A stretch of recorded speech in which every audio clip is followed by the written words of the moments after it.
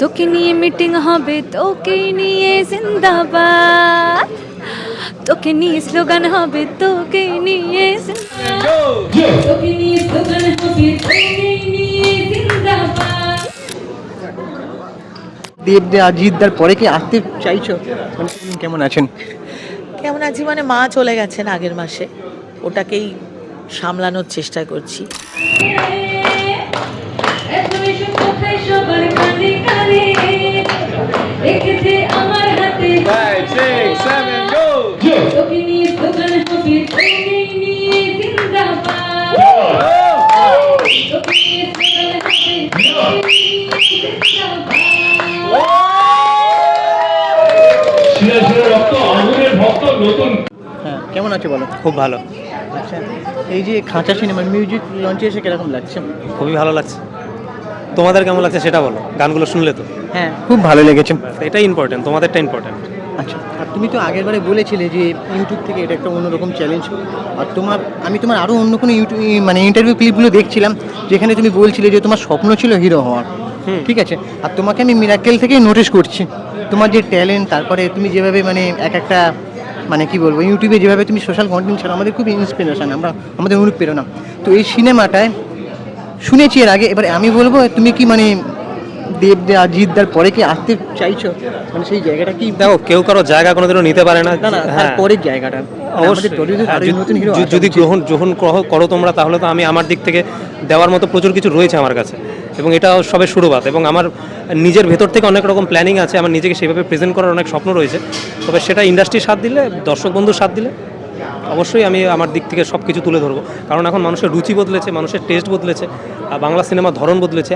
আজ থেকে 10 বছর আগে কমার্শিয়াল সিনেমা বলতে যেটা বুঝতাম, বিদেশে 4টে গান, হঠাৎ করে গান শুরু হয়ে গেল, ঝা চকচকে কিছু লোকেশন, 4টা গান হিট, সিনেমা হিট। সেই ফর্মুলাতে এখন সিনেমা হিট হবে না। সেদিক থেকে আমিও নিজেকে সেইভাবেই প্ল্যান করে রেখেছি, যদি ফিউচারেও প্রেজেন্ট করার সুযোগ আসে সেই জিনিসগুলো মাথায় রাখবো। হ্যাঁ, অবশ্যই। দেখো, জায়গা তো তৈরি হওয়া না হওয়া, সুযোগ পাওয়া, এগুলো সব কিছু আমাদের হাতে থাকে না। আর আমার কাছে সেটা হচ্ছে হার্ডওয়ার্ক করা, প্রিপারেশন নিয়ে যাওয়া। সেটা আমি বিগত 10 বছর 12 বছর ধরে করে এসেছি, এবং সেটা কন্টিনিউ চলে যাবে। কাজ পাই চাই না পাই, সুযোগ আসুক চাই না আসুক। আচ্ছা, বাংলা সিনেমা এখন কমার্শিয়াল সিনেমাটা তো হওয়া সেভাবে কমে গেছে। তো তোমার আমি অনেক কথা শুনেছিলাম যে তুমি কমার্শিয়াল সিনেমাটাকে মানে সাপোর্ট করো। তো সেটাও গিয়ে কোথাও মনে হচ্ছে না যে আগের মতন কমার্শিয়াল সিনেমা হলে ভালো হয়? দেখো, মানুষের রুচি অনেক রকমের। আমার যেমন কমার্শিয়ালটাই ভালো লাগে, আমার বাকি জিনিসগুলোতে আমি নিজেকে রিলেট করতেই পারি না। ওই গোলাপি মিষ্টি প্রেমের গল্প বা খুব একটা মানে বুদ্ধিদীপ্ত কোনো একটা স্ক্রিপ্ট, ওগুলো অবশ্যই ভালো, ওগুলো কিছু একটা জেনারেশনের ভালো লাগে, বাট সামহাও আমি কানেক্ট করতে পারি না। আমার সিনেমা মানে এন্টারটেনমেন্ট, ধাসু পারফরমেন্স, কমার্শিয়ালের ক্ষেত্রে নাচ, কমেডি, অ্যাকশন, এগুলো তো থাকবেই।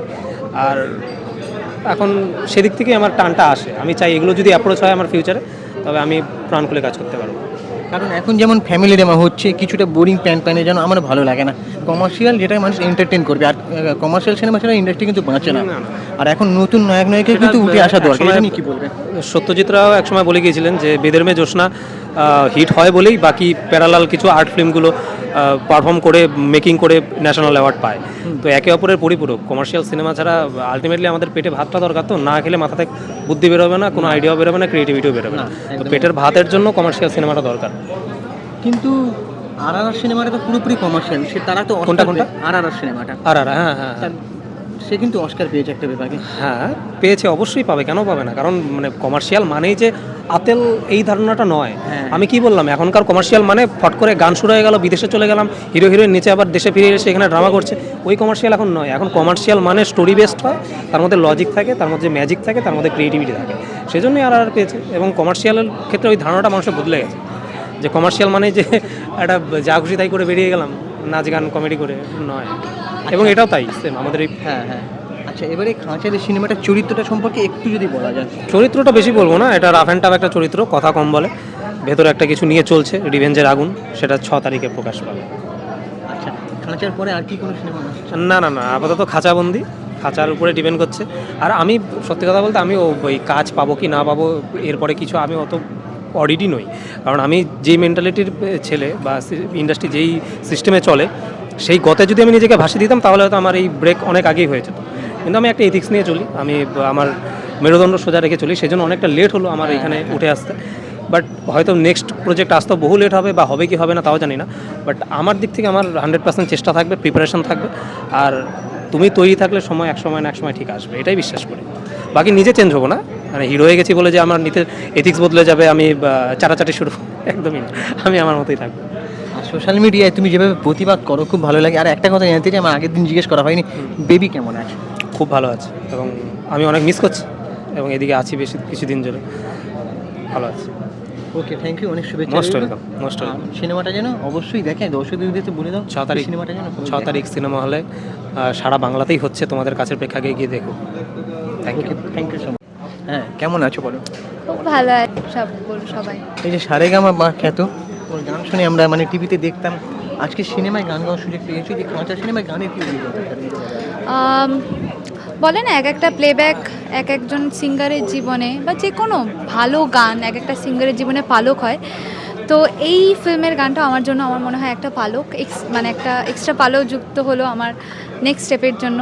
সবে শুরু আমার জীবনে গান বাজনা, এবং এর মধ্যেই মানে অনেক ভালো জায়গায় গাওয়ার সুযোগ পেয়েছি। আর আমার মনে হয় এই একটা জায়গা, আর একটা জায়গা পেয়েছি খাঁচা ফিল্মে, আমার আইটেম নাম্বার তোকেই নিয়ে জিন্দাবাদ গানটির নাম। তো সেখানে আরেকটি গাওয়ার জায়গা পেয়েছি, সেটা আরও বড় বিষয় আমার কাছে। আচ্ছা, সিনেমার একটা লাইনে গান কি করে দেখো? নিশ্চয়ই নিশ্চয়ই। তোকে নিয়ে মিটিং হবে, তোকে নিয়ে জিন্দাবাদ, তোকে নিয়ে স্লোগান হবে, তোকে নিয়ে জিন্দাবাদ। ওকে, থ্যাংক ইউ সো মাচ, খুব ভালো লেগেছে। আচ্ছা, আর সিনেমার কোনো গান আসছে কি? নেক্সট কোনো সিনেমা? নেক্সট আরও রিসেন্ট একটা ফিল্ম বেরোলো, ফিল্মের নাম এখন খাঁচার প্রমোশন হচ্ছে, শুধু খাঁচা নিয়েই থাকি আমরা। আরও অনেক ফিল্মের গান আসতে চলেছে এবং অলরেডি এসে গেছে, এবং আমার নিজস্ব কিছু কাজ আসছে, সব কিছুই আসছে, কিন্তু এখন ফোকাস খাঁচাতে। Thank you. আমাদের দর্শকদের উদ্দেশ্যে একটা লাস্ট বলে দাও যে সিনেমাটা যেন 6 তারিখে দেখে, আর আমাদের চ্যানেলটাকে 6 ফেব।